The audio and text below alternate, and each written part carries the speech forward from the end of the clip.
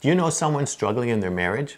Today we're going to talk about one of the most common correctable problems in marriage.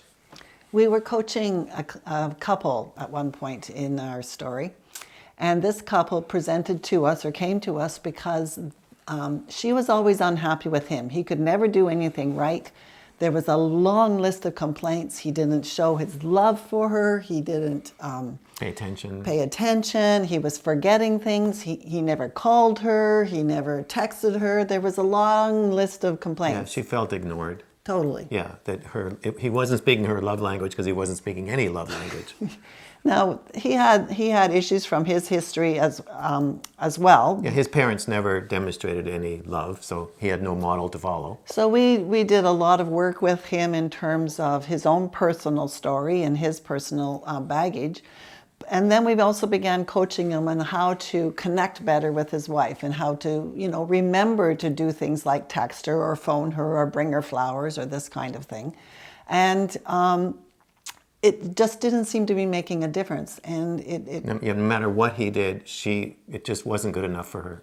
But then one day she came in to give us an update from her perspective. And as she was going through this list of everything that was wrong with him, Grant suddenly got an idea.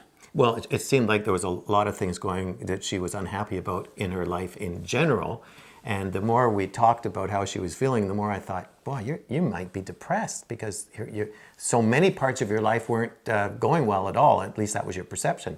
And so I started to ask her all the questions for the diagnostic criteria for depression. And sure enough, she said yes to an awful lot of them.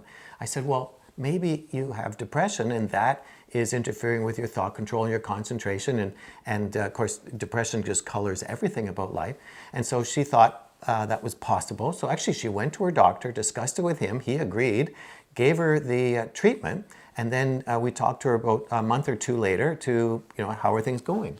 And she said, they're going great. Yeah, I think her exact words, oh, he's fine. And we never needed to see them again. No, they resolved the issues very quickly after that because... he hadn't changed. No. She changed. He kept doing everything that we had told him to do, and she changed. Yeah, and so I found in my mental health clinic, of all the couples that came to see me with relationship problems, I was amazed, in fact, I was incredibly shocked that one or both of the couples had a mood disorder, like depression, anxiety, or bipolar disorder, and that was so disrupting their relationship. And so after I treated the mood disorder, if they would allow me to, then I was just amazed how their marriage just came together. The counseling worked. They could tolerate each other. They were more hopeful, more relaxed, and their marriage came together. And so what my practice was since that time is anytime I talk to a couple that is struggling, I now start with questions about what's your mood like? Do either of you have any problems with depression, anxiety, or bipolar? But no, of course, I don't use the diagnostic terms. I talk about all the different symptoms of depression. And I've just been amazed that the vast majority of the couples, at least who come to see us, who are struggling, one or both has a problem with mood disorder. So that's why we're bringing it up today, to try to help you. If you are trying to help someone who's struggling with their marriage, or if you're struggling with your marriage, we want to help you because this is a very correctable and incredibly common cause of disrupted marriage. Yeah, depression can affect a couple, a marriage in so many ways because first of all, the person who's depressed just feels lousy in themselves. They're unhappy. Nothing in life is going right. No one can do anything right. They may be more angry than ever, or they may withdraw and just not want to have anything to do with the other person. Yeah, life is just a struggle.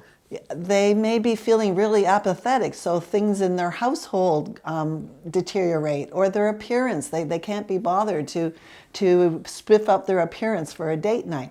They're overly tired all the time, and that really affects your sex life. But not only, just being tired all the time, but depression will affect your sex life. You just don't feel like it, and then people will say, well, I'm just falling out of love, rather than recognizing that it's something other than falling out of love. I saw so many people who said, I'm not in love anymore. I guess our marriage is finished. And in fact, it was just depression had removed that. And then to add yet another level, you have the whole spiritual level, because when someone is feeling depressed, they feel like God isn't listening. They've lost their spiritual connection. They can't, when they try to read the Bible, it doesn't make sense, or they just can't hold on to it and remember it. And why bother praying? No one's listening. So all of these things are going to affect how a marriage actually works when someone is depressed. Yeah, actually, when your mood is off, it affects every part of your life. Like there's really your physical health, your emotional health, your relationships, your spiritual health, everything is affected. So it's not a surprise at all that it would have a big effect on marriage. And it will affect your ability to communicate with one another on a loving level, as everything becomes a confrontation, or you're just not able to cope with the back and forth that's so often required in a marriage, because all of a sudden all they're doing is rejecting and attacking you. And so it just becomes a really unhappy place to be. Also resilience. In other words, coping with any kind of stress or disagreement becomes overwhelming instead of manageable. But these mood problems are very, very common. 20% of the population is struggling with their moods. Like that's 1 person in 5. And 80% of the people who have this struggle are undiagnosed and untreated because they're mild. Like they're functioning poorly and struggling, but it's not bad enough to actually go to a counselor or go to a doctor. So we know that about 20% of marriages are unhappy. Like that, those are the statistics. And in unhappy marriages, according to statistics, not just my observation, in 50% of unhappy marriages, one or both are struggling with their moods. And certainly in my experience, it's much, much higher than that. And when one or both spouses are struggling, even with just one spouse is struggling with their mood, the divorce rate is double for all the reasons we just went through. So it's terrible. A mood disorder is a significant and usually undetected, you're unaware that is pulling the rug out from under your relationship, under your marriage. So it's really important to take a look at yourself. If my marriage is uncomfortable, it's struggling, then maybe consider that there is yet another factor, not just the issues going on between the two of you, but maybe you're having trouble shutting your mind off. Maybe you are struggling with unhappy thoughts all the time, or perhaps sometimes you just want to shut down, and other times you want to go and stay up all night. Or can't stop worrying. Yeah, the worry thing. Anxiety is even more common than depression. Is a huge factor. And so, it's really important to assess yourself. And on Dr. Grant Mullen.com. Yes, that is our website. Actually, we'll put a link below the video, okay? We have a self-assessment tool on our video, and Kathy never goes there, so she has no idea where that is.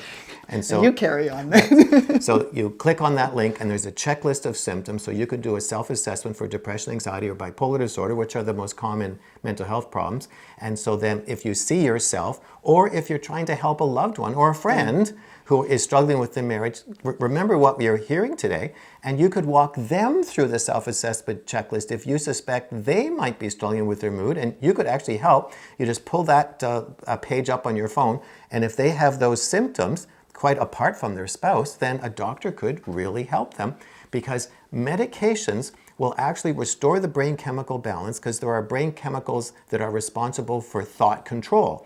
And if those chemical levels drop, you can't control your thoughts, and your thoughts start to spin into topics and directions you don't want, but you can't stop. So in depression, it gets negative, and anxiety gets worried, and bipolar, the moods fluctuate up and down. But what the main diagnostic screening question I ask people is, can you shut your mind off over long periods of time? And so the medications will bring the brain chemicals back up to normal, restore thought control, and when your thought control is restored, then you can relax, because then you're not struggling all the time with negative thinking. Then your resilience comes up. Actually, the people who came to see me, their relationship with God came back, their ability to love their spouse came back, their sex drive came back, the light came back into their life, hope and optimism came back, and they were astonished, and so was their spouse. And so getting on the right medicines, it's just the same as getting the right glasses so you could see road signs and you don't keep banging into things with your car. And so that's the parallel. So So there are marriages that can be healed just by taking a medication if there's a mood disorder present. If you really like what you're hearing, you can subscribe to this channel and get notified every time we come up with something like this. Yeah, we do this every week. So if you want to follow us, just subscribe. But also, too, what we found was obviously pills alone don't solve all marriage problems. No. Okay, so and we don't want to imply that. But if you have a mood disorder and you can't shut your mind off, counseling it doesn't work very well because you can't actually take action on what the counselor is recommending because you just don't have that level of resilience. And so we found that when people got thought control, then they responded so much better to marriage counseling, and what the counselor suggests they can implement, and the combination of medicines if you have a mental health problem and counseling is a perfect combination. So pills are in addition to counseling because they can just open a door to your recovery. So we're really interested in healthy, happy marriages. And so we actually have a marriage retreat. Oh, okay. You tell them. We have a marriage retreat. So every November, we go down to the Dominican Republic, to Punta Cana, to a resort. And there, Adults only. Adults only, yes, because we want you to be undistracted so that you and your spouse can concentrate on each other. And then we spend the mornings talking about issues like this, not just the whole medication side of things, but all of the different issues. Heart issues that affect a relationship. And then you have the afternoons to play and have fun in the water and the sand and enjoy the resort. But also we give you some questions to talk about, to spur on some of the heart connection. So you can find that information on our website. Well, actually, there's a link below this video. Hey, yes, even better. That's right. Yes, we'd love to have you join us every November. And so you just click on that and we'd love to have you. So we'll talk to you again next week.